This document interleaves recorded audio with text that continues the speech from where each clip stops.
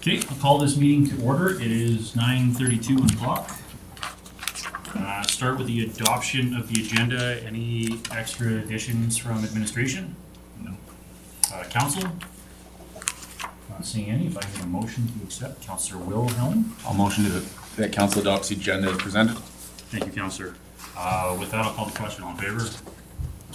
That one's carried. 3.1, adoption of the minutes. Council meeting February 12th, 2025. Any errors, omissions, ABCs? Not seeing. Councillor Burrows. I'll make a motion to adopt the council meeting minutes from 12th February 2025. Thank you, Councillor. With that, I'll call the question again. All in favor? That's carried, and we are basically right on for our delegation here. If you guys are ready for Barrhead and District FCSS. Good morning. Good morning, Council. Your delegation today is from the Barrhead and District FCSS Society. We have the Executive Director, Karen Pronishin, who is going to go over their 2024 operations. Good morning, and thank you for this opportunity. First off, I want to thank you for allowing Peter to be part of our board. Peter has brought such forward thinking, progressive thinking, and has made a huge difference, and I really appreciate having you as part of our board, so thank you, Peter. So we opened up our sub-office in Fort Assiniboine last year, and it started off a little slow, seeing clients, but eventually and gradually the client numbers started to increase. And by the end of the year, we were seeing anywhere from 5 to 7 clients a week in Fort Assiniboine. So our office is open on Wednesdays at the fort, and definitely we had a change in staffing at the end of the year, so we put new staff. We saw our numbers for Fort Assiniboine decrease a little bit. Is it because it was cold outside and it was January, or was it because it was a change of staff? We're not really sure. However, we are now seeing up to 5 to 8 clients a week in Fort Assiniboine. The majority of the clients are seniors, and what they're coming in for is looking for assistance either in interpreting documentation from other government agencies such as CRA, and also completing documentation, so helping apply for CPP, or income support, or seniors benefits. That's the majority of the stuff that we're seeing every week. We plan on doing a bit more advertising. We'd like to see more families coming in. And so we plan on putting in every mailbox in the near future that we are there, we're located there, please come in, these are our hours, come and see us. So that will hopefully be happening. In 2024, we do a community volunteer income tax program. So we do income tax for low-income seniors. In 2024, we did 27 tax return in Fort Assiniboine, and we're starting again March 5th. So every Wednesday from 10 to 3, we will be just drop-in. People can drop in, and we will do their taxes for them. So of course, when we're looking at low income, we go based on LICO, and so $35,000 for an individual, $45,000 for a couple, and then each additional dependent, there's an allowance. And we anticipate that this year we're probably going to see more, and which is wonderful. With youth programming, we didn't do as much as we had wanted to in 2024. However, it is definitely something that is happening in 2025. We held a seniors tea at the Friendship Center on February 11th. We had 12 seniors attend and 12 grade 5 and 6 students from the school. It was a strawberry shortcake tea, and there was games of Uno, Yahtzee, Skip-Bo between the kids and the seniors. And there's actually been a request for more. So definitely that is something we're looking into, is probably more intergenerational programming. And we're looking at probably doing once a month a youth group in Fort Assiniboine. So in 2023, at the end of the year, we had received funding to develop a transportation program for Barrhead and area. And we had said in the grant proposal that 2024, we would operate between the town and the county of Barrhead. And our goal is to expand to Fort Assiniboine in 2025. So actually, we are planning on either starting next week or the week after, running every Wednesday, so 9 a.m. pickup at the Fort Assiniboine office, returning at 1 p.m. That afternoon for a rate of $25. And again, if it's a low-income senior, we will subsidize them. So half is the subsidy. And so in that pickup and return, it's as many stops as they want. So if they want to go to a doctor's appointment, the drugstore, grocery shopping, we will do that in that period of time for them. So hopefully, like I said, hopefully next week, but probably the week after. We held a picnic out in Fort Assiniboine last summer with about 50 people attending, and the fire department served some hot dogs for us. There has been a very good relationship between FCSS and the fire department in Fort Assiniboine, and we really appreciate that. So we were part of their open house and attended there with information and resources. We were part of the haunted house and again provided information and resources. We also did tools for schools in the fall when school resumed again. We gave about 20 backpacks to students in the area. We provided 5 coats for kids in the area. We also delivered snacks to the school, and we did After the Bell. It's a grant we receive for when kids are out of school in the summertime, and it's a bag of nutritious snacks. And so we delivered that last summer to the library. And I think that's about all we've done, and hopefully my goal is if we see our numbers increase in 2026 that we potentially open 2 days a week in Fort Assiniboine if the numbers continue to grow. So that would be the goal. Thank you. Councillor Dean, can you had your hand up there? Yeah, thank you. First of all, it sounds like it's just a wonderful program, and we're obviously very happy that those services can be provided to our residents. Just wondering if there was any tracking of how many area residents to Fort Assiniboine would have accessed services in Barrhead. Seems to me like more people because the location is obviously closer, but was there any trackage before? There would be, I'd have to look into it. Not every program tracked either.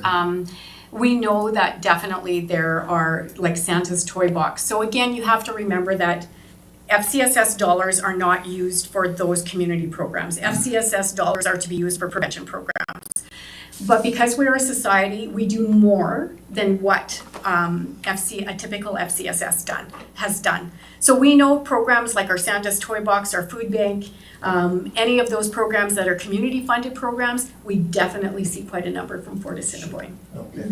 And then I had a second, it's not really a question, just maybe something to put on the radar. And I'm looking past you at Heather. Heather, I hope I'm not speaking out of turn on this, but at our community services meeting, our last meeting, we had our youth member to our committee talk about potentially forming a youth council committee. Okay. And the committee hasn't fleshed it out what it would look like, and there's lots of details to be worked out, but if you're trying to get a youth group off the ground, those would likely be candidates that we'd want to make aware of this committee. So just to put it on your radar. Thank you. Councillor Coogan? Yeah, I know this wasn't strategic, but for the council's information, what happened was we had Bernice Aiken was the original person that was taking care of that programming and stuff. And I think what happened there was because she was familiar in the community and she was one of those very caring individuals, that created the trust that started now. And the beauty of the way it happened is that Savannah now, who's doing that work, was doing the programming for the youth in Barrhead with huge success. So what I see happening here is that we're going to have that vulnerable youth be taken care of a lot better in the community, and I think that's the place for me to start. So kudos to you and your team for doing that. Thank you. I also have to say that in the office, we have 2 staff there every Wednesday. So we have Savannah, who does the navigation system, but we also have our bookkeeper there, and we just have 2 staff there. Kay is from the community also and is very familiar with everyone walking through the door. So she's often first point of contact, welcomes them and then hands them off to Savannah. So she's been a huge introduction piece, and I think that's helped at increasing our numbers once again. Thank you, Councillor Rose. I just have one question through the chair.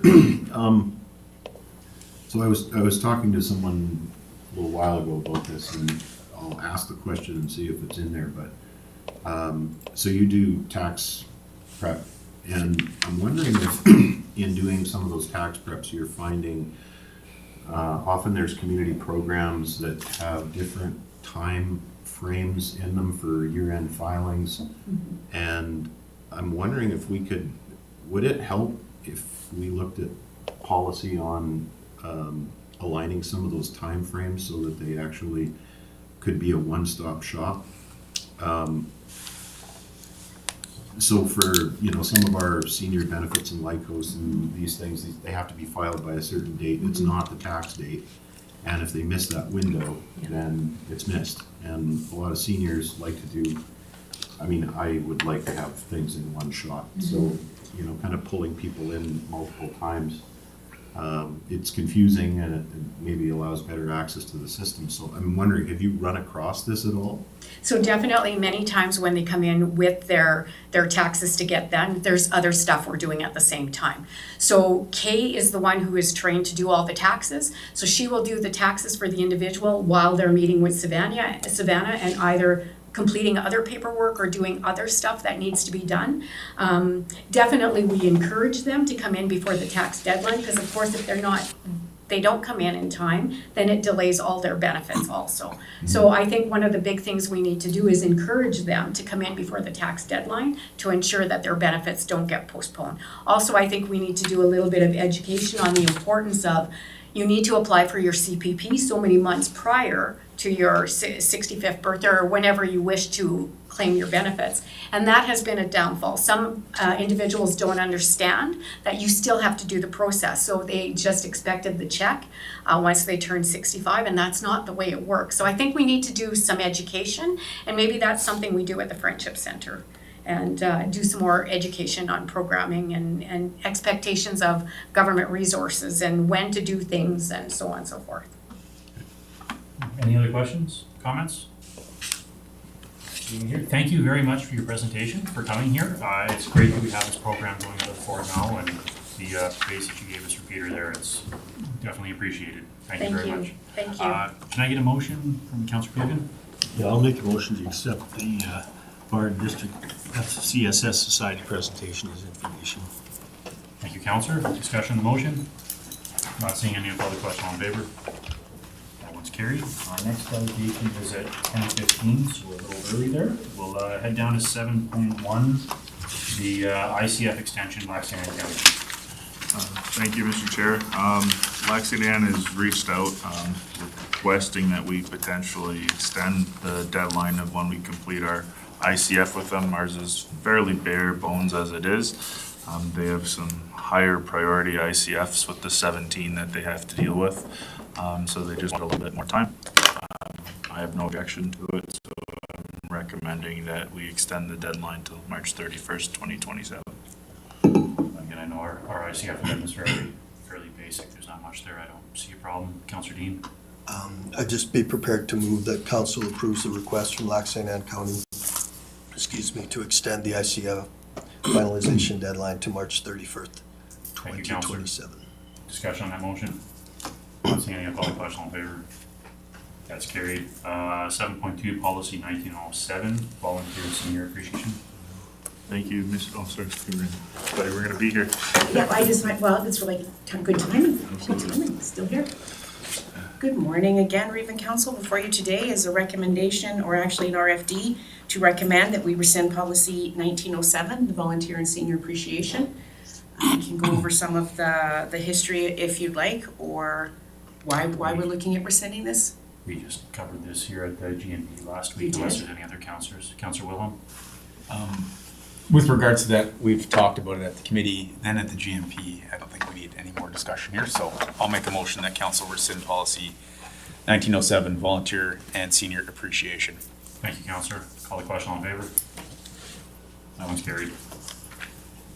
Municipal policy book, 9.1.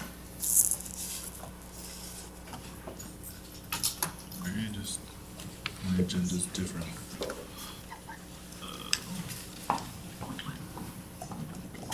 Do you not have an 8.1, Mr. Oh, sorry, I was 7 till, we'll go back up to 8.1, Old Ferry Road updates.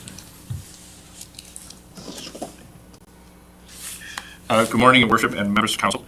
Further information provided to previous council at previous council meetings, July 17th, September 11th, and December 4th. We are here to provide further updates to council on the Old Ferry Road erosion. Firstly, one suggestion from residents was to engage a second engineer to validate options and or come up with additional options before major decisions are made. The cost for second opinion has been budgeted and approved in the 2025 budget. Before engaging a second consultant, it is a good idea to invite concerned residents to provide additional options and feedbacks that shall be evaluated.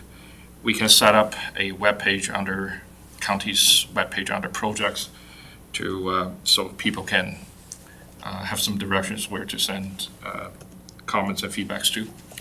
Secondly, administration had a meeting with municipal affairs regarding the sustainability component of the new local government sustainability grant. And administration can make a request to municipal affairs to see if they will invite Woodlands County to make an application under LGSG with council support, thus leading to our recommendation of motion number 3. And thirdly, and finally, prior to the further direction can be determined, county may consider constructing road widening at the 2 red circle locations on the attached map. Just using granular material estimated at about $20,000 total, so that in the unfortunate event of another major event, the roads can be quickly modified to become turnarounds as a precautionary measure. And funding of that will be coming out of the operating budget. I am happy to take any questions you may have. One question I have in regards to the precautionary road widening in those 2 spots, do we need to do road acquisition, or sorry, land acquisition? Do we have enough room within the ditches to be able to make that? To the chair, the intent is we fit within the current road right away. We do have one of the 2 circle locations, the road right away is a little bit wider than the normal 20-meter wide right away. The other location is close enough to an existing approach, which we think we can probably just fit it in the existing right away, so we don't purchase it differently. Any questions, comments? Not seeing anything. Councilor Burrows? So have we engaged our MLA at all on trying to get some better traction, I guess, on some of these provincial funding? Through the chair to Councilor Burrows, not that I'm aware of from administration. However, if council want us to reach out to the MLA's office, we can certainly do so. It would probably be prudent to, especially if we're going to be reaching out to municipal affairs, to be able to have a little bit more support on the provincial end if we can get our MLA with us. And then just the second question, so do you want to, you're looking for a motion to go ahead with the potential road widening in this right now? And then adopt the rest as information? Through the chair to Councilor Burgos, yes, I think that's wise, and that's motion number 2. Three possible motions for 8.1 here. Ms. Barrett? Just if I could, the chair, our intent is at least 2 motions. One, to direct us to do the road widening. This second motion, at the very least, is to make application to the province. Our thought process is if we believe it is an emergent issue, that the motion should come from council directing us to do it rather than just simply having staff reach out. So we'd appreciate 2 motions at the very least. Thank you, Matthew. Anybody willing to, Councilor Dean, and then I'll put hands over here. Okay, I guess we'll start in order here. I'll move the council receive the Old Ferry Road update for information. Thank you, Counselor. With that, I'll call the question on favor. Motion 2, Counselor Prestige. A motion that council directs administration to construct precautionary road widenings. Thank you, Counselor. Discussion on that motion? Not seeing any. Call the question on favor. That's carried. In that third motion, Counselor Burrows. I'm just, do you want the conversation with the MLA in this motion as well? I think there's value to incorporating that in there, absolutely. So I would move that council directs administration to make a request to MLA Long and to Municipal Affairs to see if Woodlands can be invited to make an application under LGSG for this project. Thank you, Counselor. Discussion on that motion? Not seeing any. Call the question on favor. And that's carried. Okay. Going along here, 9.1 Municipal Policy Handbook. Thank you. So this item was brought through the Governance and Priorities Committee. There was a couple requested changes. One was to clarify what the scope of minor amendments were, to give the CAO authority to tweak policies. So we've defined minor administrative amendments. We've defined what format and layout updates are, as well as what the intent and substance sections referring to the different authorities of what the CAO can amend.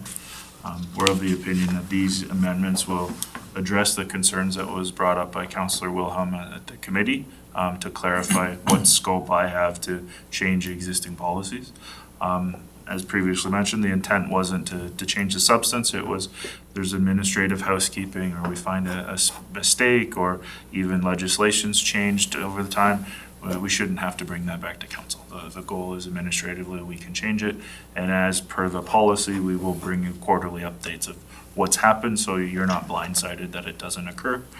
And so we respectfully ask that you adopt this policy and rescind the policies 1009, 1010, and 1010-1.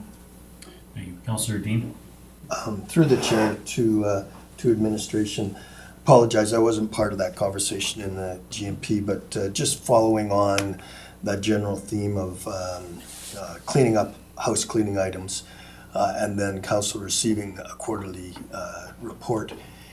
In the event that council decided that there was something within that housekeeping that they wanted changed, what is the process? Could that just come back to the next council meeting and it could be addressed at that time? I believe that would be the correct procedure. The way I forecast the quarterly updates will be a summary of what's occurred, as well as the copy of the change. So you can have a detailed look, and if you feel that this goes beyond the definition of minor administrative amendments, formatting, or intent and substance, then we can bring it back and adjust, or we can flush out a better definition that meets the needs of council, or alternatively develop a priority or a procedure to better classify the intent to address any concerns that council may have. Okay. Anything else from council? Councillor Wilhelm. Motion that council rescind policies 1009, 1010, 1010-1, and further that council adopt policy G1 .001, Municipal Handbook as presented. Thank you. Any discussion on that motion? Councillor Burrows. Just a question on procedure. We've usually adopted one and then rescinded the other in separate motions.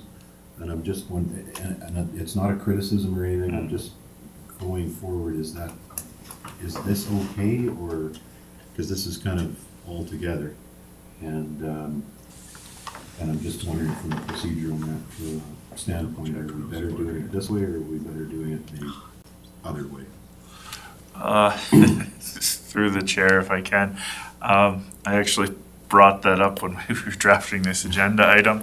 We double checked through Robert Rules of Order, and there isn't anything procedurally that prevents it. Historically, in my experience, I would also have done the two separate motions, but it is allowable to do them as one.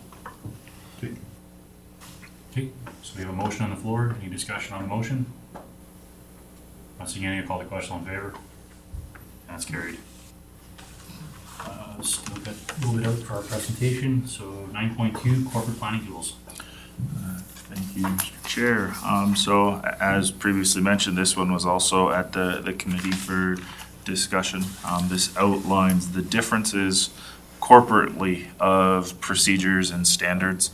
A significant number of our current policies are in the form of a policy, even though they are procedural.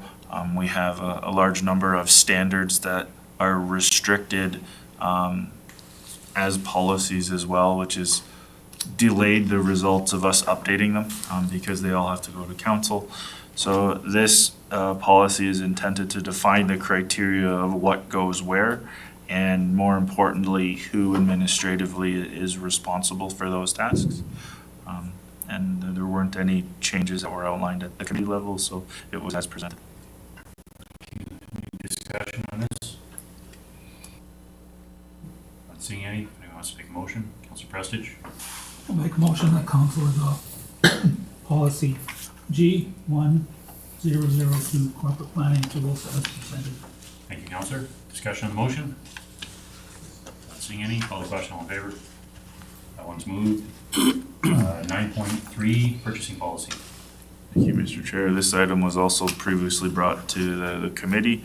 There were some questions from the committee in relation to clarity of group procurement and the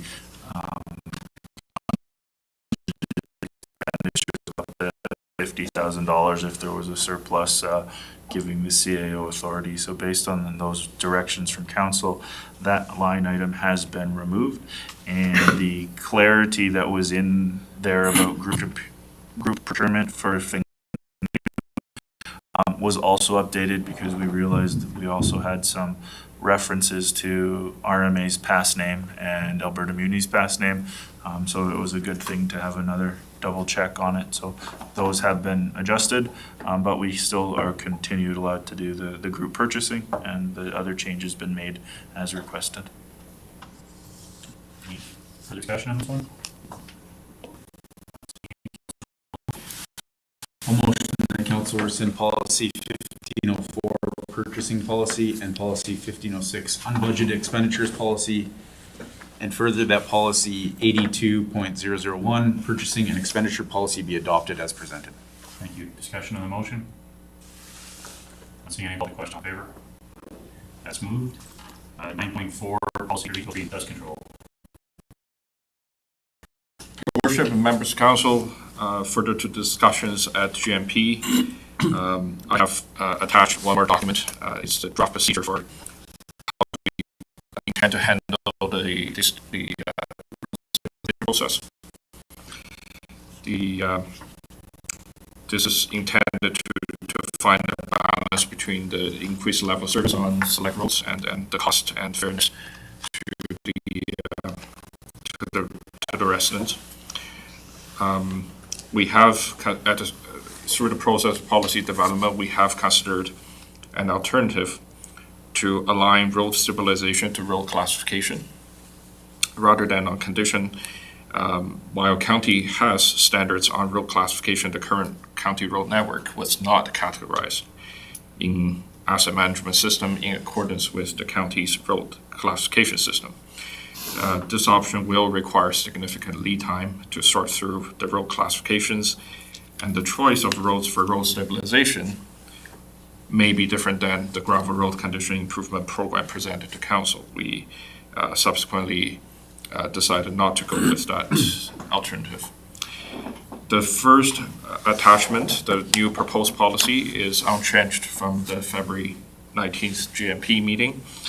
We will want to monitor the new policy in 2025 should council support and see any adjustments needed towards the end of the year.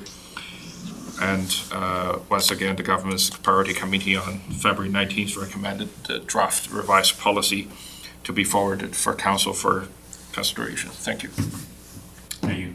Discussion from council on the revised dust control policy. Mr. Dean? Through the chair to administration, once again, I apologize for not being part of that original. When I go through these two documents, documents, what I see is a number of areas that are being stricken from the preceding policy, and then a new policy for road stabilization is being created. Is that in essence what's happening here?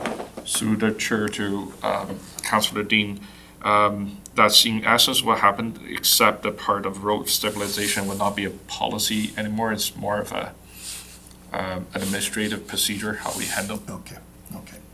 Thank you. Anything else from council? Councillor Pressage? I'll make a motion that council rescinds policy 3203, dust control, and approves policy ISR 6201, dust control. Thank you, councillor. Any discussion on that motion? Not seeing any. Call the question in favor. That one's moved. 10 minutes here. 10.1, correspondence, information, and items. Anything there council sees you want to have discussion on? Councillor Dean? Move the council receive the correspondence and information items for information as circulated. Thank you, councillor. Call the question, all in favor? That's moved. 11.1, February 2025 infrastructure services report.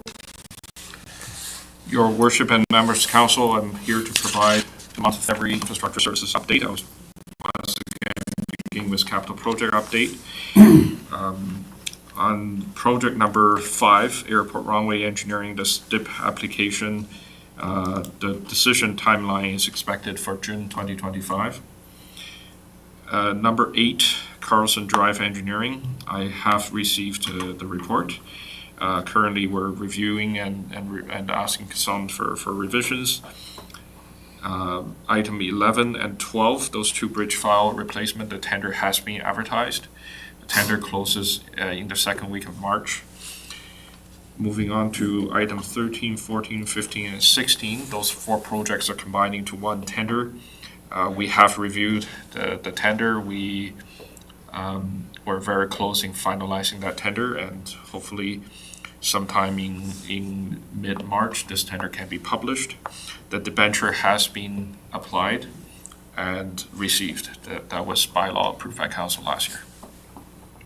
Moving on to item 34, the subdivision and co-mix roads. We have engaged and retained a consultant for this work. We are targeting for a tender package sometime in May for this to be published and go forward. Item 35, the urgent call replacement. We have retained a contractor, and that contractor will be starting in March for the trenchless installation of 5 culverts. Item number 37, we have issued a purchase order for this zero-turn mower. And item 44, the asphalt sprayer, we'll be issuing a PO this morning to finalize this purchase. That's the all the updates on capital projects. Any questions, Councillor Gross? I just have one question. Sorry, I gotta get to it. The number 5, airport runway engineering. So there's a final design completed, cost-saving measures adopted to reduce project costs. Can you give us an update, or can you provide some detail on what those are? Because the last time somebody did cost-saving measures, they screwed up the taxiway so badly it can't be used. For sure. So my point is we ended up with a PLR of 6, and then a 4, and then a 10. And it was all over the place. So I just want to know what the cost saving. Through the chair to Councillor Burrows, I can give you a general update, and I can follow up with an email documenting the details. The in general terms, the asphalt thickness was reduced from 100 mil to about 75 mil, and that's through conversations and working with our engineering consultant. They're able to reduce and still meeting the same level of service for loading. And secondly, for the electrical system, the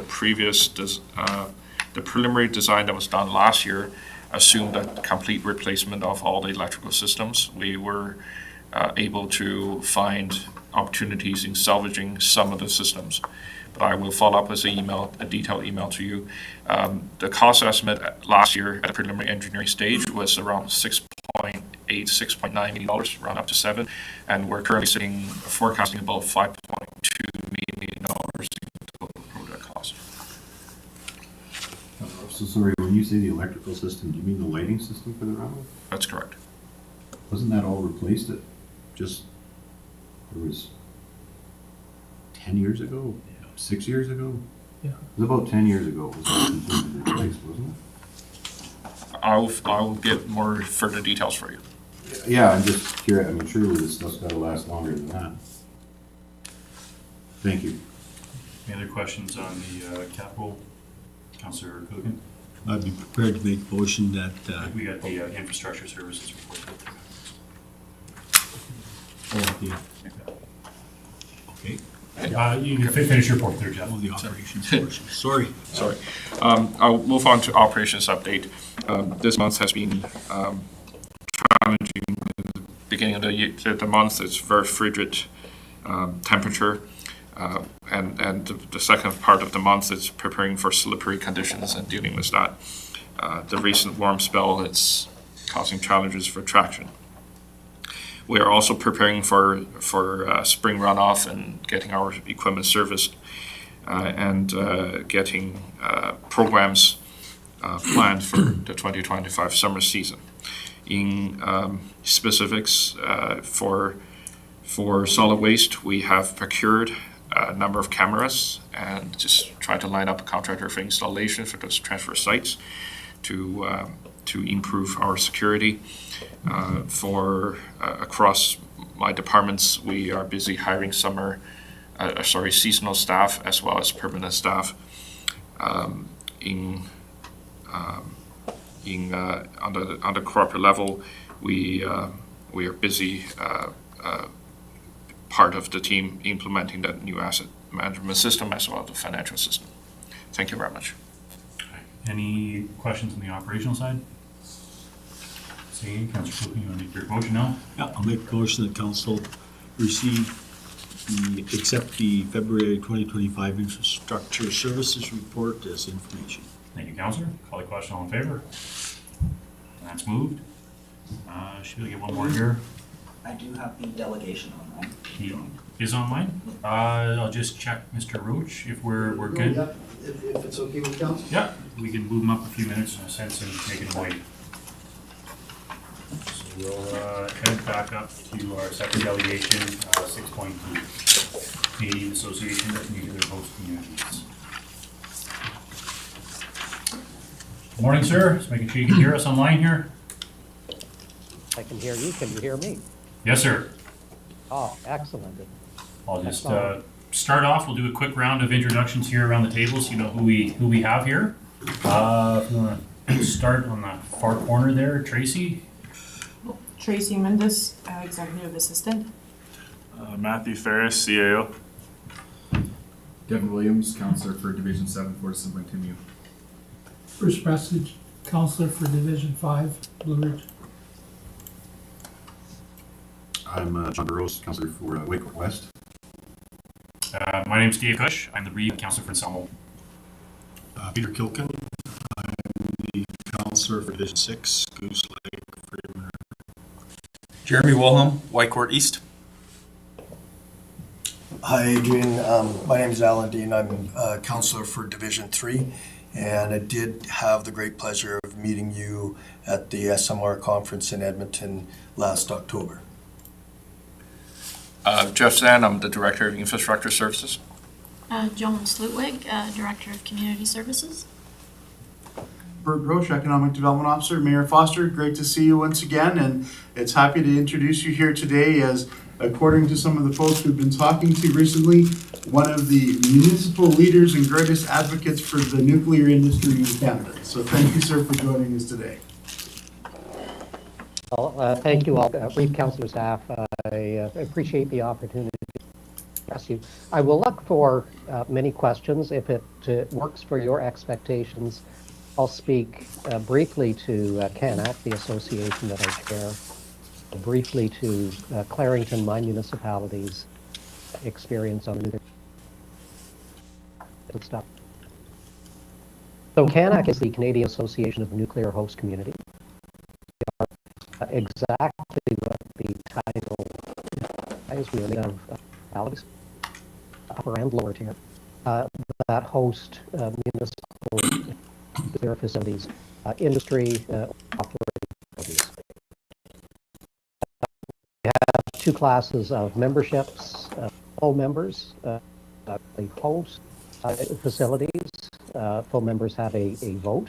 Affiliate members are members that are interested in exploring hosting some sort of facility. And I'll emphasize up front that members of CANHC are quite prepared to share our experience. Where asked, we might share an opinion, but we will never suggest what your communities should or should not do, because we don't know your community.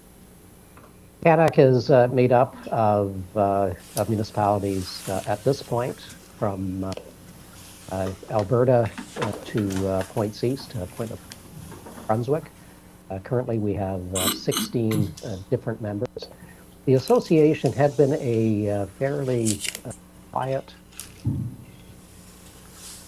let's say, quiet association. I believe we were formed somewhere around 2000, while the nuclear industry was not in an expansion phase. There was no discussion dialogue on companies stepping forward with proposals, nor communities stepping forward based on they should or should not consider perhaps what the questions that they should be having, what resources were available.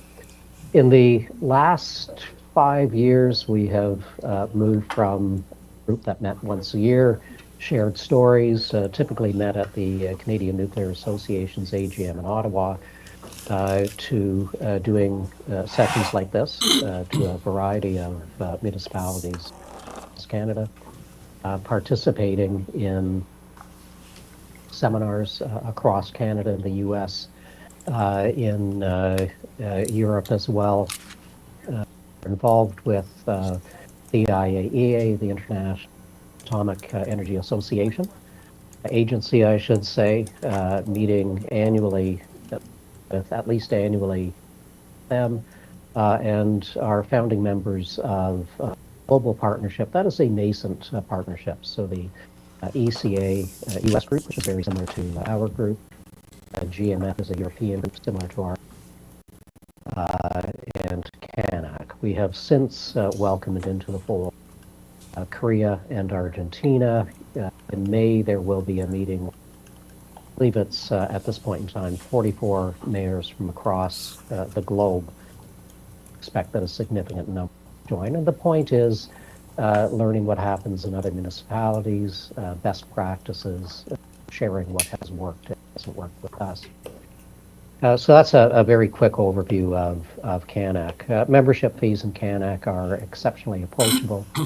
Full members, $1,000 a year. Affiliate members, it's $500 a year. We didn't want fees to be a challenge. A significant benefit to CANHC for our members. You are probably aware that municipalities cannot access intervenor funding from the CNSC. So if licensing hearings come forward, you as a group cannot access that money. CANHC can and will on your behalf. CNSC is well aware of the work. My community, Clarington, I live about 10 minutes away from 4 big reactors, which are undergoing refurbishment. About 2,000 people are involved in the refurbishment. They are still operating the plant while the refurbishment is going on.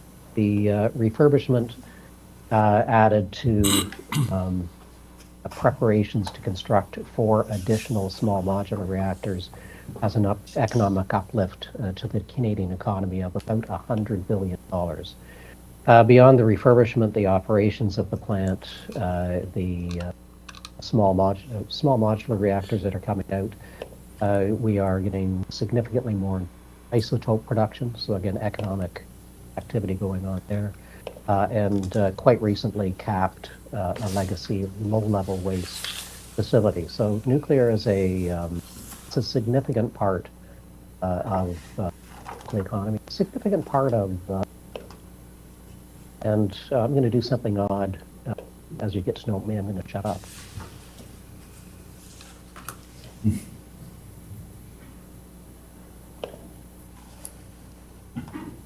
I guess we're, No, I believe what the mayor just said is I'm going to do something odd and just give you a chance for questions, correct? yeah. Yes, yes. Well, I wanted to shut up, but yes, but yes, questions. No, I was just looking at any at this moment here. Questions, comments so far? Councilor Burrows? I noticed on your membership, you don't have any from Alberta yet. We will have to take a look and update that. I believe Peace River recently joined. So I think Alberta is in fact in the fold. If not, we're expecting that. But I think a few weeks ago. Now it is possible that we have a meeting of CANHC tomorrow where we vote on members coming in. We have never said no to someone that was an appropriate member. So it could just be a matter of us putting our hands up tomorrow. And just another question, sorry. I was looking at Pinawa is in there as a member, but their reactor has been shut down for over a decade, I think. And Yeah. I guess what I'm getting at is that if we look at the possibility of nuclear in the area, there's a decommissioning cycle that goes along with something like this, so continued membership would be guidance through that process, I imagine. Yeah, so our members, if you look, you'll see Ignace, for example, is the preferred site right now for Nuclear Waste Management Organization for their deep geological repository. That will be up and running at the earliest in about 20 years. And would obviously be a very, very long-lived project. Part of the advice that CANHC members would give, so everything from Clarington, where we do have that legacy project that has been capped, to potential new build, is that you take a cradle-to-grave approach to this. So the work that you need to do, stakeholder engagement in considering, asking the correct questions. Then you've got the construction, the operation, and you should have a sense of, again, of what the end looks like. One of our Swedish counterparts said this is like a fairy tale. You need a beginning, a middle, and an end. So you're absolutely correct. Prolonged engagement, which is necessary for the community as well. These are, in some cases, in Clarendon's case, multi-generational assets. Thank you. Need a follow-up? Well, I got one other question, I guess I can throw it out there, and maybe this is leaning in a technical direction, but I think and I can't remember the year, but we were getting medical isotopes, and so there's a whole division of medicine called nuclear medicine. These isotopes are generated by nuclear reactors, and I think Chalk River was the big source of that for Canada and even North America. And then that reactor shut down, and there was a massive shortage during that period of time. And I just had a quick look, and there's still a medical isotope shortage. So when you are looking at SMR projects, is there a possibility for those to generate those types of isotopes, or are they certain types of reactors, or is there a way a municipality can advocate for that kind of thing? Because I think a little diversity in a project might not be a bad idea. So I'm going to give you answers that may, in fact, be technically incorrect. And my favorite line is, if you used my instructions to build a nuclear power plant, before you throw the switch, I would suggest you're far away from that reactor. And to emphasize, so I do not have a background in the nuclear industry. I've been engaged with it for a very long period of time. The CANDU reactors are well suited for certain types of isotopes because of the online fueling. So if you think you're putting a fuel bundle in and pulling fuel bundles out, it gives the operator the opportunity to put targets in that will generate the isotopes and pull the targets out. The majority of reactors around the world, they fuel the reactor. It runs as long as the fuel is good. Shut the reactor down and refuel it. So because you can't get the targets in and out in an appropriate amount of time, they're not particularly suited to generating those. Most of the SMR designs that I'm aware of, I do not believe that the reactor itself would be suitable for isotope production, but I could be 100% wrong because there are many proposals for different small modular reactors.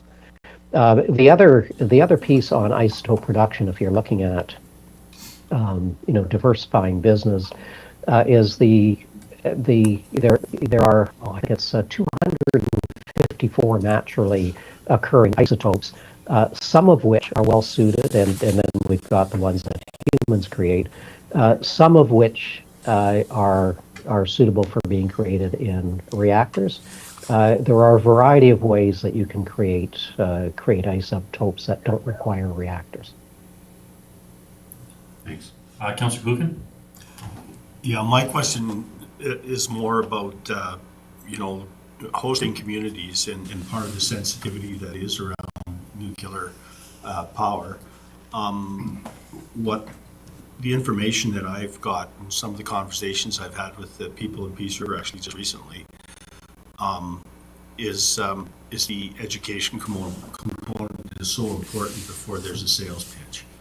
And I'm just wondering, if there's a template or if there's a way that we can do better at that as municipalities. So we can certainly share. IAEA has been working on a booklet which is best practices on stakeholder engagement. Certainly a role that CANHC can try to help. So we're not salespeople for the nuclear industry. We tend to be. Nuclear host communities tend to be very supportive of the industry. So we're used to the industry. We're comfortable with the industry. Our neighbors and friends work in the industry. In my case, I've owned two houses, and both houses by happenstance have been within 10 minutes of reactors, one in Pickering and one in Clarington. So we're happy again to step up and answer questions as we can. A big part of what we find when we're talking at potential communities is frequently people are worried about the wrong thing, and a challenge that any council has. Because you don't have the size and the scope. And Clarington is tied with Pickering as the largest host community. We're about 110,000 people. We don't have the budget to have experts on staff. And that's where we'll rely on, well, what CANHC can do and what CANHC is learning, but as well the resources of CNSC, which are exceptionally deep.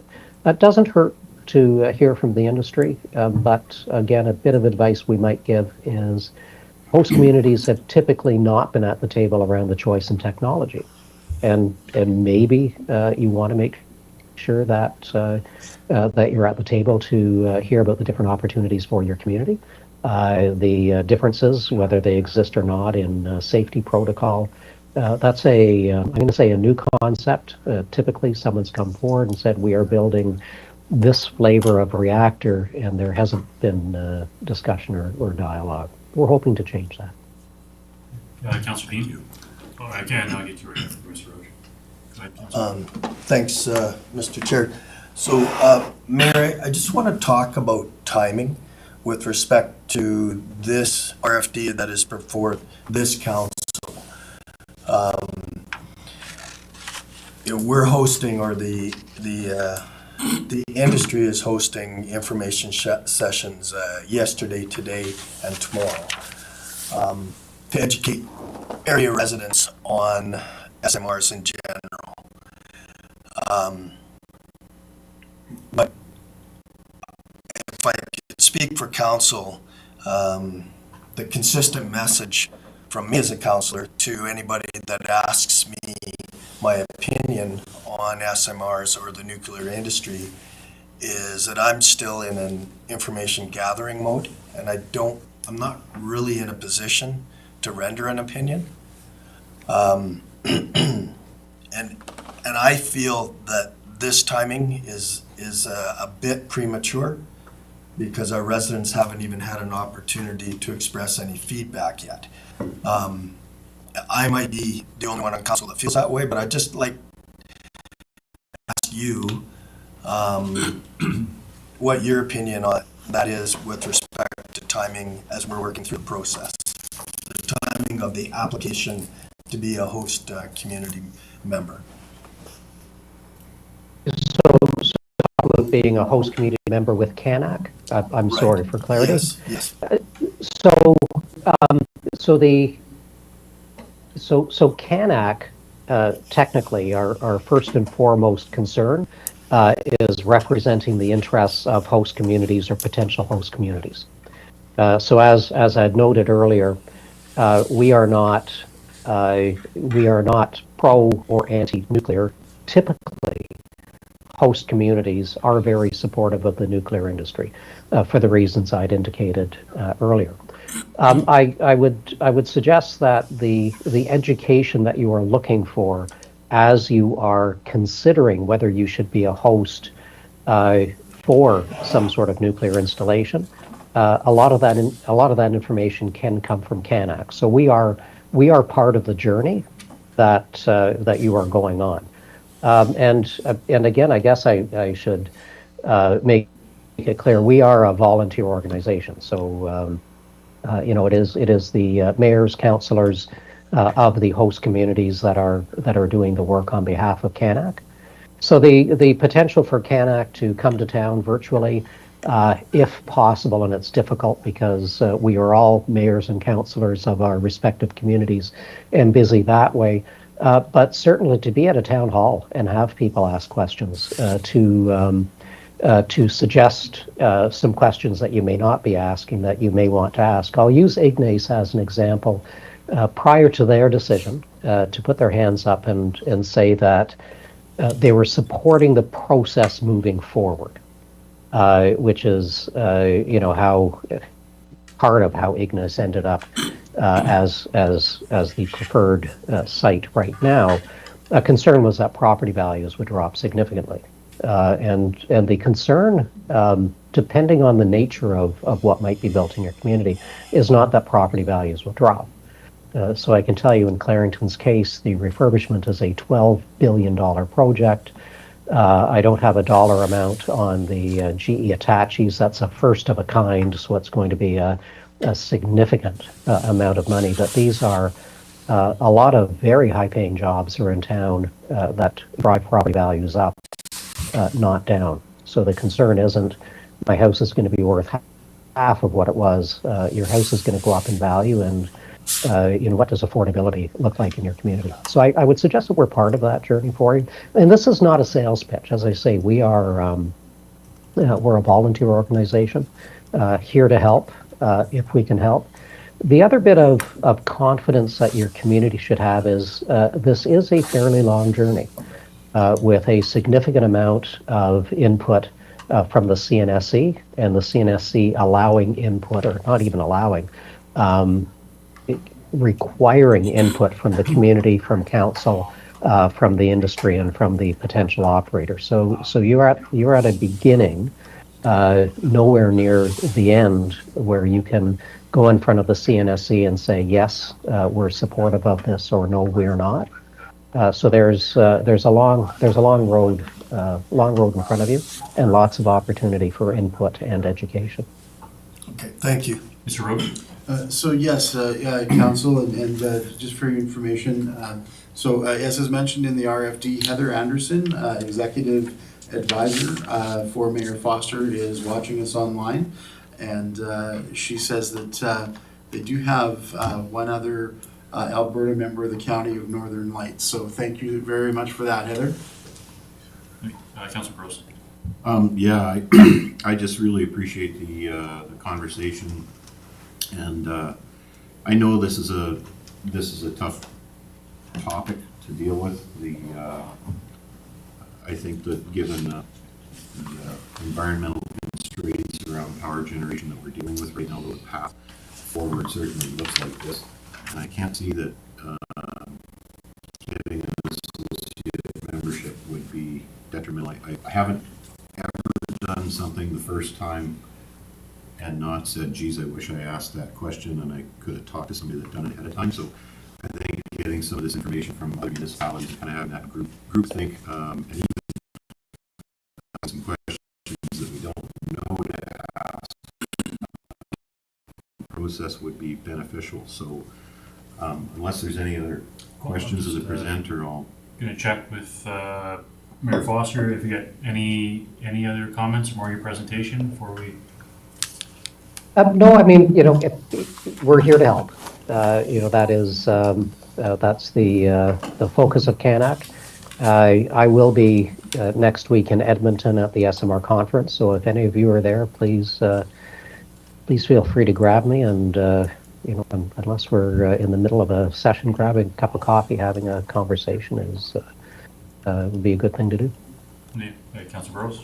Okay, I'll make the motion that Woodlands County Council receives the presentation as information. Thank you. Any discussion on motion 1? Not seeing any. I'll call the question in favor. And further, I'll go ahead and make the motion that Woodlands County Council purchases an associate membership in the Canadian Association of Nuclear Host Communities.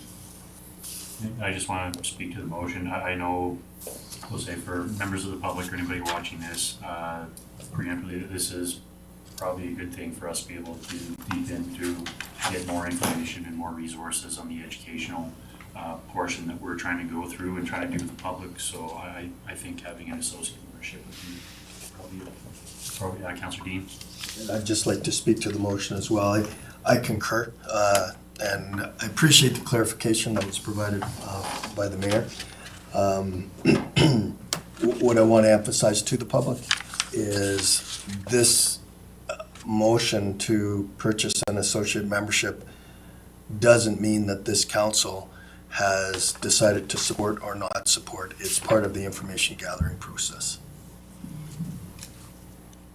Any to the motion, Councilor Wilhelm? Just in the RFP, I see that there's two levels annual membership fee. Which will we be pursuing? There's 500 and Associate 1,000. was the 500. 500. And then also as well, even through the route to Mayor Foster. Mayor Foster, I know in our conversation you had mentioned a little bit about the AGM and some meeting attendance. Could you maybe give us a bit of clarity around that? And do we need to actually appoint a representative from our council to be the rep to CANHC? I'm going to say sort of. How's that for an answer? It is. It's helpful if you appoint a rep. Having said that, you will find that the organization is not a particularly formal organization. So if we are at a meeting and the appointed representative can't make it and somebody else is there as a spokesperson, whether another politician or staff, we are quite happy to hear the questions, answer the questions, be fully engaged in involvement, and have that individual around the table. So good to have somebody appointed. We are increasing the number of meetings. We'll probably have between 3 and 4 meetings a year. Those are hybrid meetings. If you can make it to the AGM in April, that's wonderful. That's held at the Canadian Nuclear Association conference. That'll be in Ottawa. But again, virtual attendance is, well, it's required today. That's doable as well. If you got a membership and didn't show up to any meetings, over the course of a year and a half, we might reach out to you and ask you if you're still interested in being a member on that. But again, it's about trying to help and share information, not particularly onerous. Okay, so we do have a motion on the table to purchase an associate membership. Any other discussion on the motion? Not seeing any. I'll call the question in favor. Opposed? And that's carried. And did we need a motion 3 then, Mr. Roach, to appoint I would leave that to council's discretion, Reeve. I think it probably would be a good idea to appoint an official representative, but I'll leave it to council's discretion. and just discussion with council, do we want to appoint a representative today? Councillor Prestwich? Why don't we wait till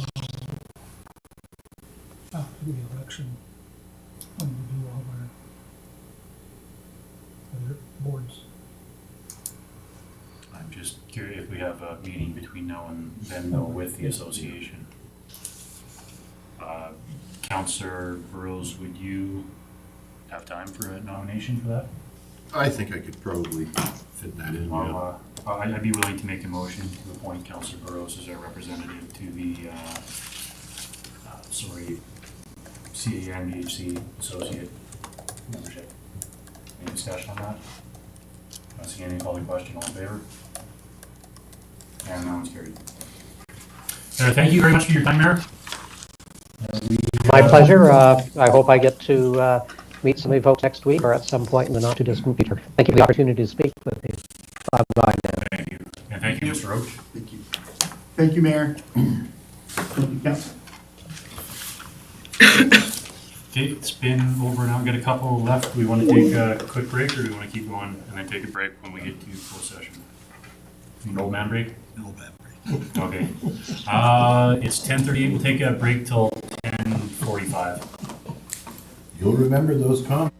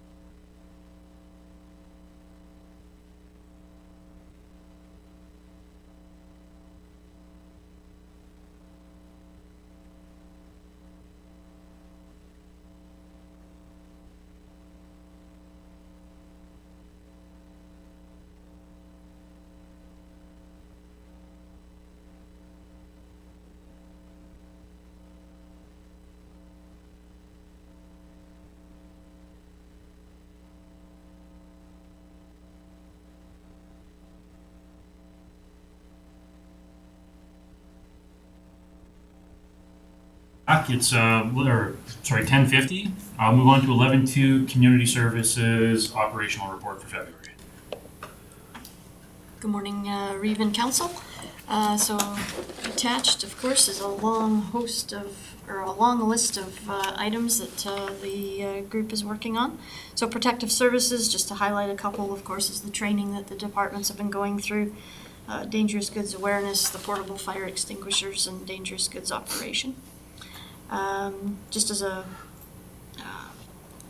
note that the security installation project well underway for stations 2, 3, and 4, as well as the protective services manager has been meeting with the fire chiefs and doing a performance review. Health and safety, of course, has been focused on organizing several training sessions for staff that were outlined in the 2025 budget. And of course, our regular safety meetings. Planning, the draft land use bylaw is coming together. Hopefully we have something within the next couple weeks, 3 weeks, that it'll be a full-fledged document that we can then bring forward. Also, planning has been assisting asset management as far as the implementation, just getting some of our data information from Catalyst into the asset management system. Community services, of course, just a note here, because we've got, of course, our benefits program. Heather just asked me to throw out some of the numbers. It's quite interesting how our public are becoming more aware of that program. So the tax refund, in 2023 we had 39. In 2024, 117. So it's good to know that our programs are being recognized by our residents and being utilized. The transportation grant, not a significant difference. We had 247 in 2023 and 250 in 2024. A campaign that she would like to do is to target and do some advertising specifically to the low income sector. We've got our seniors are very well of the program. Our low income, we're seeing an uptick in them coming forward and using the program, but we'd just like to kind of target them and see if there's some more interest out there, because I think it's well worth them to use. What else have we got here? We're working with a local resident to do a snowshoeing adventure for the month of March. We haven't given out details as to the location of this. We're looking for registration from residents, and Heather will provide council an email as to that event for the month of March, and looking at guided trail tours with snowshoes, and yeah, kind of an exciting little adventure. Volunteer appreciation, she's working towards that. And she'll be sending out, again, nomination forms to council members. If you have people in your area that you feel would be worthy of nomination, we'd like to see those come in. So she'll be sending that out probably by the end of this week as well. Myself, I've been working with respect to the job descriptions for the various positions that were approved in the 2025 budget.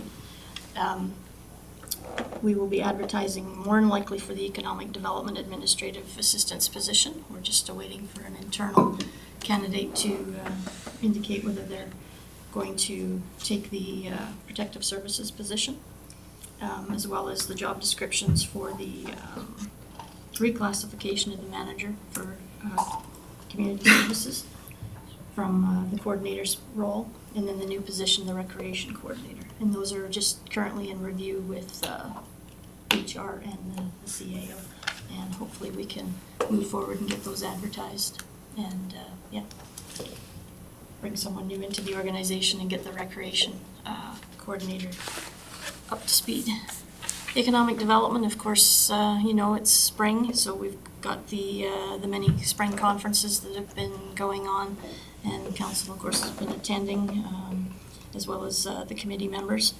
And of course, the big hot topic this week is the exploring the potential of nuclear energy in Alberta, going on out at the casino and then on Thursday in Blue Ridge at the hall. Exciting to hear that there were 71 in attendance yesterday. So it's good to let our residents in on what nuclear is about and what the potential is out there. Yeah, that's everything. Okay, any questions for Joe? Seeing any, Councillor Wilhelm? A motion that council receives the February 2025 Community Services Operational Report as information. Thank you, Councillor. Any discussion on the motion? Not seeing any, call the question, all in favor? It's carried. Service tracker report, Nikita. Yes, reading council attached is the service tracker report for January. Pretty straightforward, just a lot of requests for snow plowing services. And we did receive 8 employee kudos thanking grader operators for their quick response to a lot of those service tracker requests. Yeah, that's kind of it. Thank you, Councillor Dean. Through the chair to Nikita. When I looked through the request, one thing that I don't see, and maybe it's not necessary, is just when the requests actually come in, which days. Is there an ability to do that, or is that the reason I ask is my assumption, when you look in Division 3, there were 14 requests, and the majority are snow plowing and sanding, and we had some significant weather events that occurred on specific dates, and so my assumption that coincides with that. So is there an ability to do that? Yeah, all service requests have dates attached to them. I would just have to go back in and take a look at those. Okay. So it's possible that we could say with these. This road on this date. Yeah. Okay. All right, thank you. No, I'm just prepared. I was just looking at one of the things that I just want to make a comment on is we talked about this morning, is a lot of the older folks don't, for whatever reason, want to call in with some of the concerns that they have on service levels. So I'm not sure of the process, but should I, if I'm contacted, should I then make the request on the service tracker on their behalf? Or what's the best process there? Because that way at least because it's not reflected in the service tracker if they don't call in. So would that be the process? That could be something, yes. If you have the time to do that, Okay. you can do that. That's my job. I've done that in the past for residents who called and just put it in. Okay. Well, then I'm prepared to make a motion that we accept the service tractor monthly report as information. Thank you, Councillor. Any discussion on the motion? Not seeing any, call the question, all in favor? That's carried. Councillor reports and questions, Councillor Dean. Just a couple things. February 13th, I attended the Emerging Trends in Municipal Law put on by Brownlee in Edmonton, along with 3 other councillors, and it's always an informative event. And then later that evening, we had our community services meeting, and I kind of alluded to one of the items that was discussed at the committee level, and that was brought forward by a youth member that the committee is vetting. But to reiterate, so Isabel Gill had suggested that we could look at the formation of a youth committee to council that with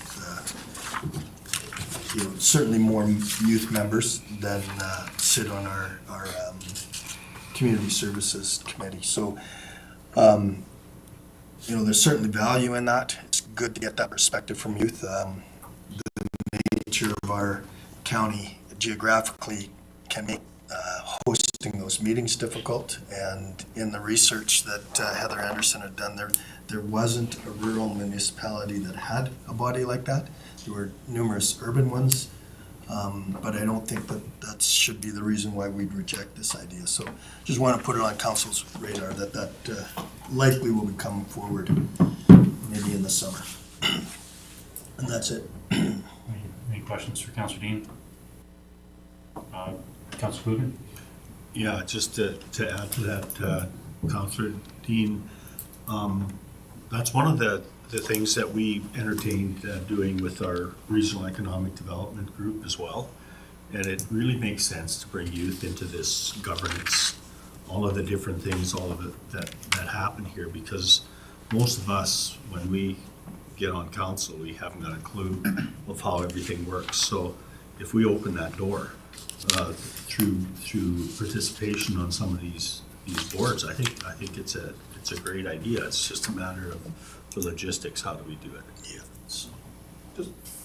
Councillor Rhodes? I guess since we're talking about this topic of the youth end, are we still doing the boot camps, or the boot camp still a thing with the summer? As far as I know, it hasn't come across. We did last last year. year. Yeah. There was a funding change on them, right? We couldn't fund them anymore, or there was something funny that went on about. I guess my question would be, you know, I brought up, and this is years ago, but I brought up the idea of doing a boot camp on civics. And, you know, how does your government function and this kind of thing, because I think it's one of the things that's pretty weak in the provincial curriculum right now. And I talked to a few educators that I've run into, and they said, yeah, that wouldn't be a bad idea. You know, you kind of build your leaders of tomorrow early, and kind of gives them an idea of what they're in for. And it was just a thought that I wanted to throw out there since you were on that youth conversation. So, Councillor Prestige? Through the chair, on our growth board, we did start a youth group. We had a young lady, a comment was made, she's smarter than the rest of us. She was amazing. But the problem with the youth is they have so many other things going with schooling and after-school projects, and it's hard to keep them on the board. Councillor Dean? Yeah, you're 100% right with that. And you know, a boot camp on civics would likely produce a result, you know, or will produce a result. It would educate young people on governance, etc. It's just, quite frankly, it doesn't have the pizzazz of a lot of things that we can offer, right? So I attended the boot camp wrap-up at Hilltop High School last July, and sat with a couple of young ladies from the Anselmo area that one was in welding and one had taken all her safety certification. And so it's a challenge to engage our youth. And what Isabel is trying to do will require some recruitment, because I remember when we first appointed youth to the community services, I actually went to the schools and offered to have an information session. Well, nobody came, right? Because they're gone for lunch and whatever. So then it became a matter of handpicking these people and, you know, talking to the principals and the guidance counselors and coaches as to who might show an interest. And so that's what we did. And I think that's what we're going to have to do again if this youth committee goes forward. And as for civics, like, I don't know, I think you'd have to offer an incentive to We'll pay you to go. yeah, we'll have it at McDonald's. And Any other questions for Councillor Dean? Not seeing any. Councillor Wilhelm? So like Councillor Dean, I went to the community services meeting recently. He already commented on kind of the highlight of that one with the Youth Advisory Committee. We had our GMP last week, which reviewed a bunch of policies that came to council this week for rescinding and changing. And I went to the SMR open house last night, and I think I was one of the last people there, but they had said that they'd had over 90 people at that point, and there were still some people walking in when I was leaving, and from their comments was that was the most that they've seen in any community so far. So we're at least getting some great engagement there, so it's good to hear. And they said also I asked, what was the overall sentiment in their opinion? And they said they had two people that came in with questions that they were coming in with like a kind of a negative viewpoint on it, and the all other 90 plus that came in were very positive and just looking for information and had great questions. So I think we've got some good public sentiment around this, so it's good to hear. Good. Well, I guess we'll see what happens the next 2 nights, but happy to see we got something good going there. Councilor Payne. Yeah, just to speak to what Councilor Lahom was talking about, I attended that session yesterday afternoon as well, and I was there about 2 and asked the people that were handling the registration, and at that point they thought there were about 40, which was a good sign as well. And listening to the conversation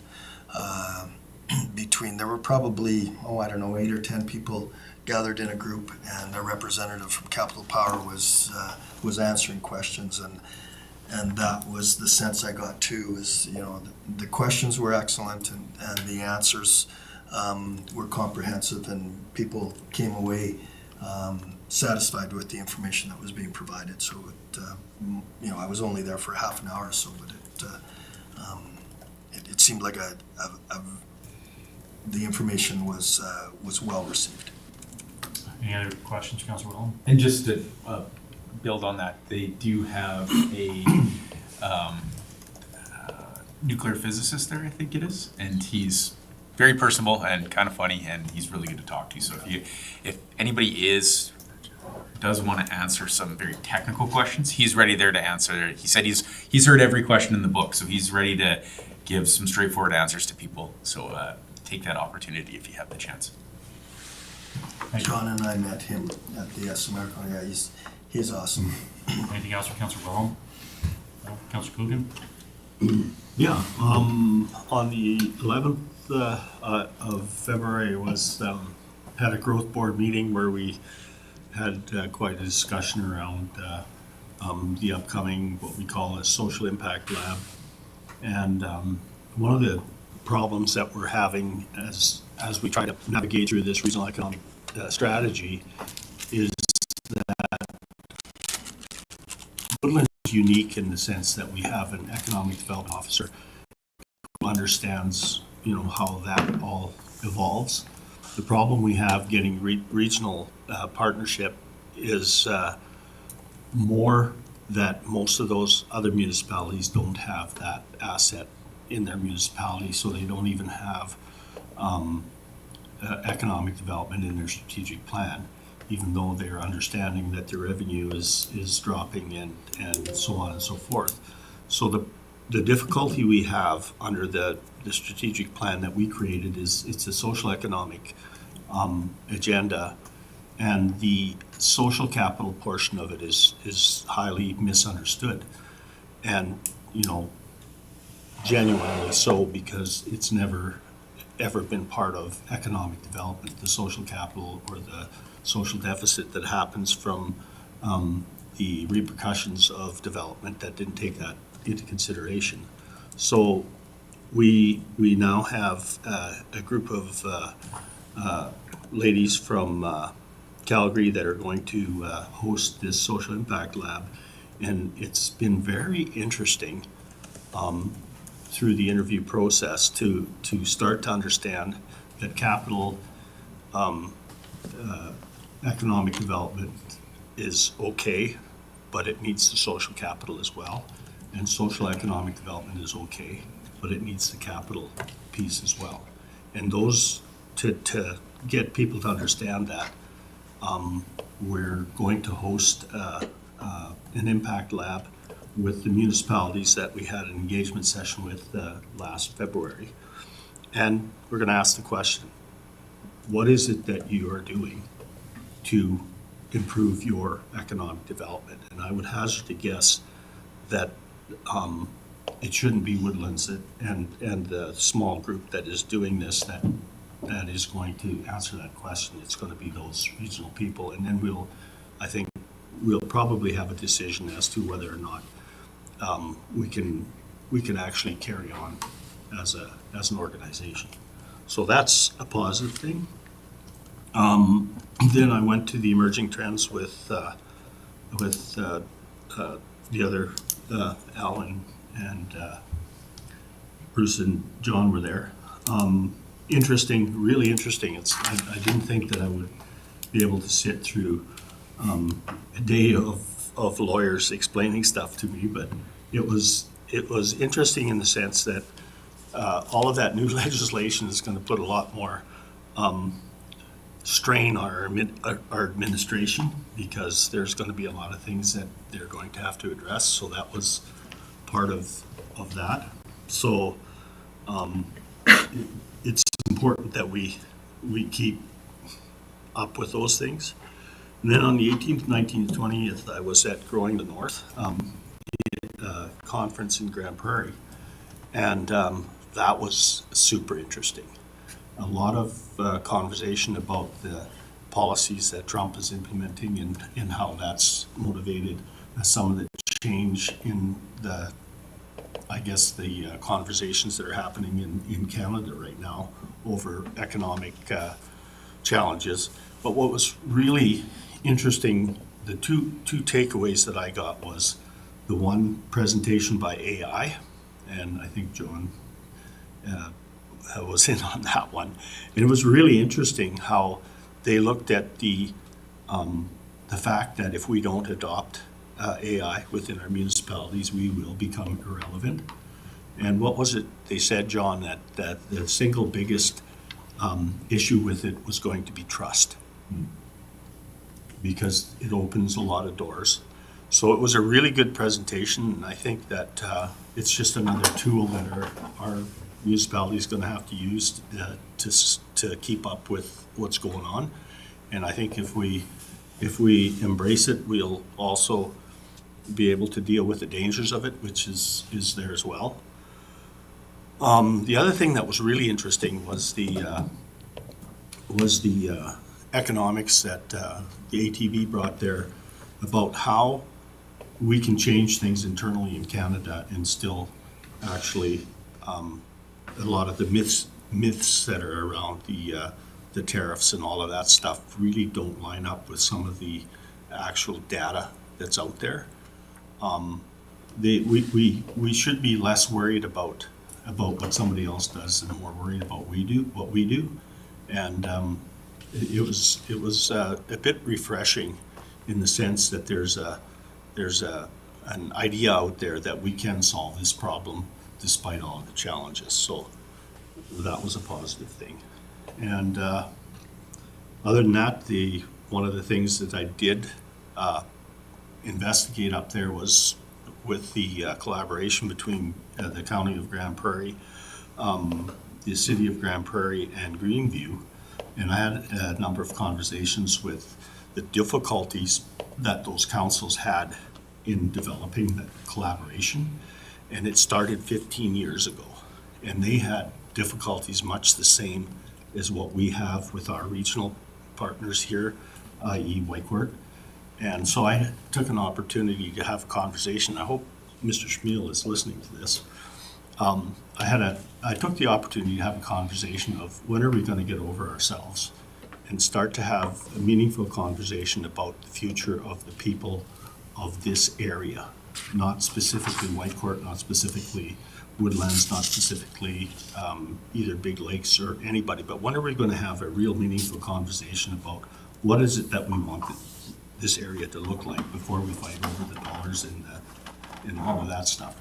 And it was an interesting conversation, and I thought it was not confrontational.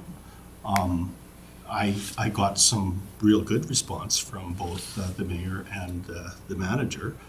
We'll see where it goes, but I think it's just one of the steps that we have to take is just confront the issue and say, look, like I'm sick and tired of not being able to have a meaningful conversation that doesn't involve you did this and we did that.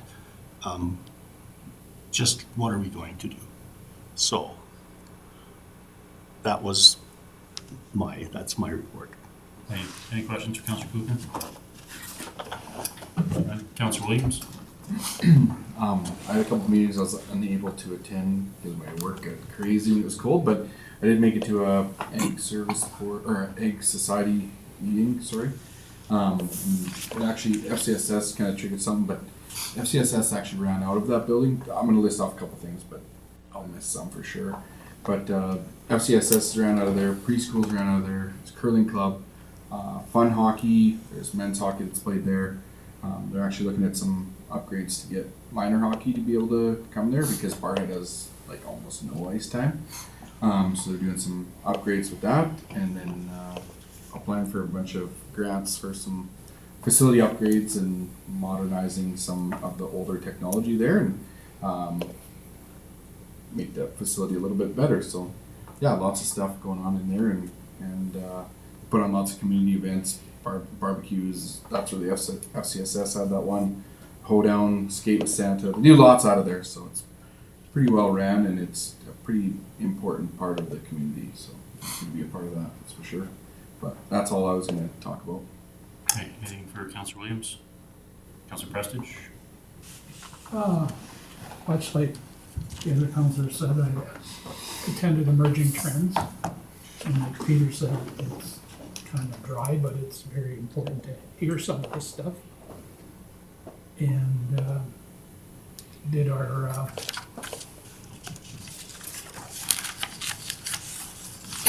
excuse me, our GMP. We've seen the results of the GMP on today's agenda, all very important stuff. And on Monday night, we had our Blue Ridge Community League meeting, and it was our AGM, and I chaired that meeting. And much like a lot of the community leagues and small boards, nobody wants to run. Our president, vice president, and secretary did not run again this time, and we could not get anybody to put their name forward. Till finally I said, if somebody doesn't put their name forward, that's the end of this community league. And finally, 4 people put their names forward. So I don't know which direction they're gonna go now, but hopefully it continues. And I'll be going to the SMR in Blue Ridge tomorrow. And hopefully we get a good attendance there. And that's about it. Any questions, Councillor Prestige? See any? Councillor Burrows? Thank you. As Councillor Culkin mentioned, and Councillor Dean and Prestige, we all ended up at Emerging Trends. And yeah, I think the comment to come away from that is the red tape reduction is not really cutting it with the amount of red tape that seems to be getting generated there certainly through the governance end of things. So there's a bit of a confusion going on there. But it is good to stay ahead of these things. Went to the GNP, Governance and Priorities meeting. I had to attend that virtually. I was out at Grand Ferry for Growing North, and I found that Growing the North conference very interesting. I know in the conversations we were having around the startup of the Trans Mountain Pipeline and the amount of oil that's actually being able to be shipped by that pipeline, and then the conversation around deep water ports. So we've often talked about access to tidewater, but we've never really talked about the difference between the Port of Vancouver and something a little deeper. The Port of Vancouver is actually not a deep water port. It can only take some of these, what was the name? They're called Amarak? Amtrak's 2 or 3. Yeah.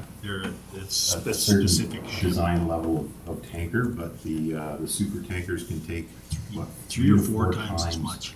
That amount, but the depths that they need in the water is horrendous. So there's but it was a very interesting conversation. And then yeah, we had a lot of conversations around tariffs, and I I've been kind of seizing this as an opportunity that, you know, everyone's upset with the American tariffs, and honestly, I think the most that these tariffs are gonna last, even if they do come on, is gonna be through that administration.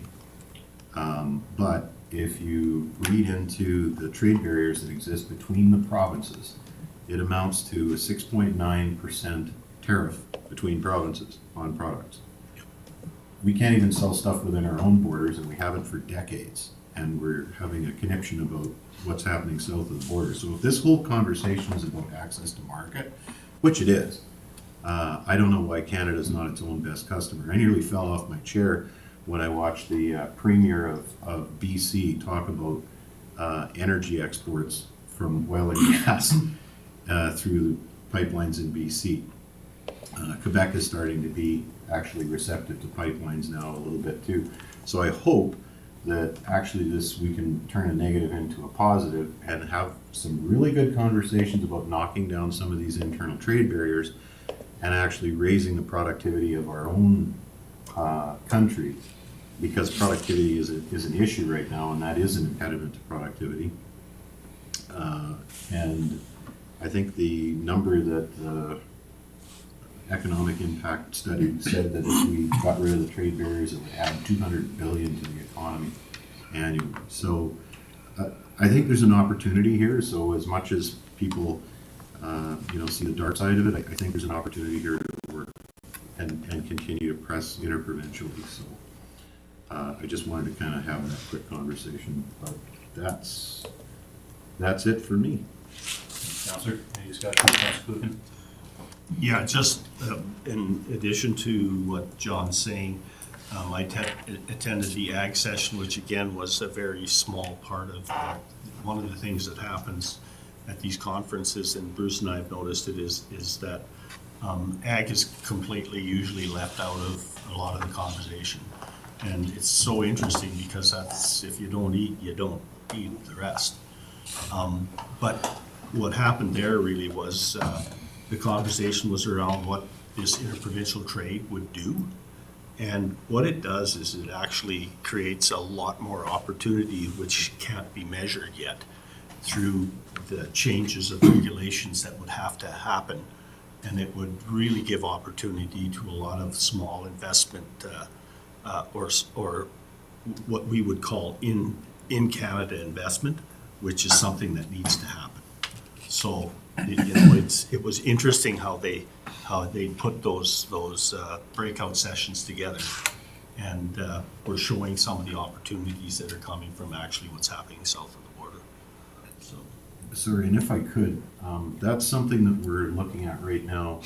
This is more of an RMA at the federal advocacy position, but if there is a change of government, we're looking at, what can we have conversations about? Even if there isn't a change of government, I think they've been receptive to some of these interprovincial trade barriers being talked about.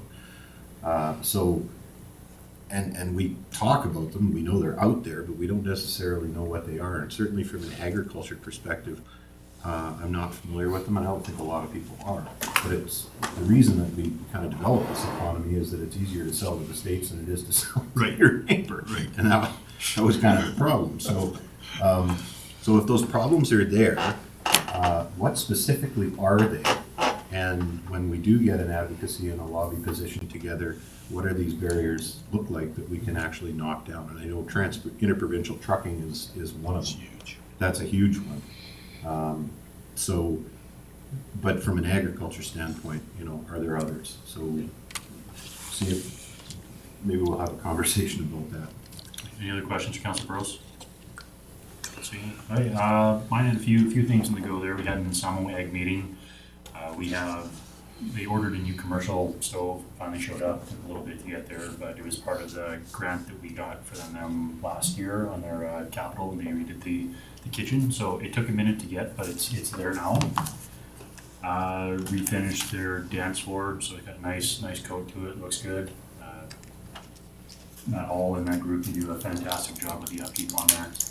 Was privileged to be able to take part in the 4-H zone presentation and speeches competition. We'll do some judging there. We had Mayor Janet Jabush was there, plus a lot of other individuals from schools and other groups and leaders from within the area. That was this last Saturday. It was a good part of the day, but again, I love being part of those meals, see the kids and their presentations and what they bring and what they can provide and actually give explanations on. It was a good time, and I'm always fortunate to be able to be part of that. GMP's been covered. We had a solid waste meeting, just a quick one here the other week. One of the biggest things they wanted to try to get out of the way and scheduled was we're going to do another joint spring cleanup again. Worked really good for last year when we were doing cost saving analysis instead of running 2 different days with the crews and the equipment, just kind of running it all in one. So May 21st to 24th will be the spring cleanup days at the regional landfill. And Community Futures went to a meeting there, just kind of going over last year and recap on where we were and where we are and some of the difficulties that they're finding with regulations and some of their capacity when it comes to collection on individuals who don't pay. Same with municipalities, have their hands tied in some different areas. So that's kind of what we were looking at. But again, very good group for the businesses or anybody developing in the area. And then lastly, yesterday I spent a good portion of the early afternoon there out at the SMR open house. Most of it's been covered, listened to a lot of conversations from the hosts and residents who came, and the feedback seemed to be fairly positive in general, and the individuals who were there answering the questions were very well versed in their answers that they were given. I didn't see anything to come out that they couldn't answer or couldn't explain or describe, especially with a lot of the slides and the boards that they had up. So it was very professional and very very well attended when I was there at that point too. So hopefully I can try and continue today and tomorrow. And that's what I got. Any questions for me? Not seeing any. If I get a question, move the council reports and questions. Councillor Kuchen? Yeah, I'll move that we accept the council reports and questions as information. Thank you, Councillor. With that, I'll call the question. All in favor? That one's carried. Brings us down to 11.6, CAO report. Thank you, Mr. Chair. So I'm not going to go into the full review of all the policies and stuff that I touched on at the committee meeting, but on top of that, we've started rolling out that policy structure under the assumption that council would approve it today. So we're making some headway on making some administrative changes that way. The SMT team and I, we started to review the data based on your summaries. So I've started to plug away at your technical and strategic plans to make it kind of reflect the survey results that you've established. But to supplement to that, working with the SMT, we've assigned all our departments some deadlines to help develop some department business plans to formally relate those action items to the long-term plans of each department, just so we can provide you with better measurables and better accountability than the large super document that everything is currently at. And so in terms of corporate services, we've shortlisted a handful of candidates and we'll get them interviewed for the director position within the next couple weeks. In the meantime, I've been helping them finalize some project management supports for our ERP rollout, just to ensure the proper integration of our systems. There's just some things beyond our technical expertise in-house that we just want to make sure all the pieces are talking to each other correctly. I took all the data that we have from the tax review committee, and I've reviewed that. I'm hoping to have a request that we have a tax committee meeting in the near future, because there are some questions. We have about 126 properties that are eligible to start the tax collection process. Before I do anything significant that would rock the boat, I would like to discuss it with the committee. They are operational in nature, but it would be something new, so I just want to have a discussion with the committee. I also worked in Fort Assiniboine one day this week, and they were shocked to see me when it wasn't a retirement or a birthday, so they they made that comment, so I think that's a good thing. Also launched an internal staff challenge, just to find efficiencies or things that we could be doing better or that have just been an ongoing gripe for process and that sort of thing. We have a deadline of March 15th. What will happen is they're all being submitted through our staff, and then the senior management team and I will review them with the individuals' names reviewed, just in case there is a risk of bias. And we're going to pick the top 3 and award those candidates with a prize based on their efficiencies. And I think it'll also go back to people hearing from management and also feeling heard, because we're looking at them all, and hopefully we'll have a bunch of savings or new things arising out of that. Just relating back to the fact that we may not get to interact with everyone every day, and that'll help bring that collaboration as a team back in. We've finalized the census information. It'll be 2 contracts, but in terms of the census, we will be proceeding this year with it using the City of Airdrie software.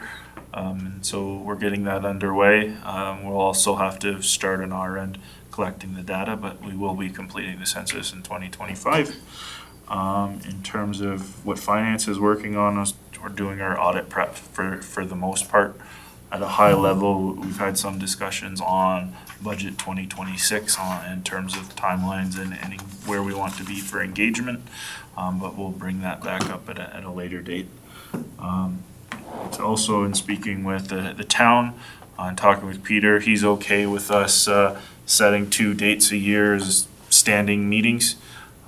There's some back and forth on what those dates are right now.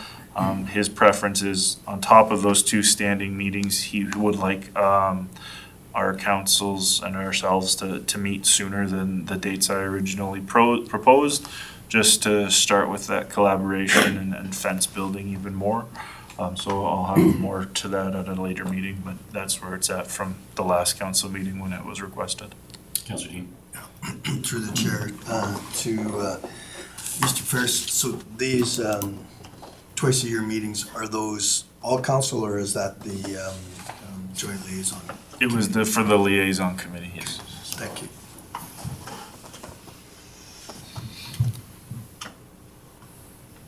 That's all I have, sorry. Okay, any other questions for Matthew? Councillor Wilhelm and Councillor Dean. I'll motion to accept the CAO report as information. Okay, thank you. Any discussion on the motion? And just checking, just speaking to the motion? Yeah, no. Okay, with that, I'll call the question. All in favor? That's carried. And it brings us to our last one here in closed session. Check with Matthew, would be under FOIP 23, under closed session. If I can get a motion. Under FOIP what, sorry? 23. Sure. Councillor Dean? Move that we move into closed session under FOIP 23. Thank you, Councillor. Discussion on the motion. Seeing none, I'll call the question. All in favor? That's carried, and we're going to close session.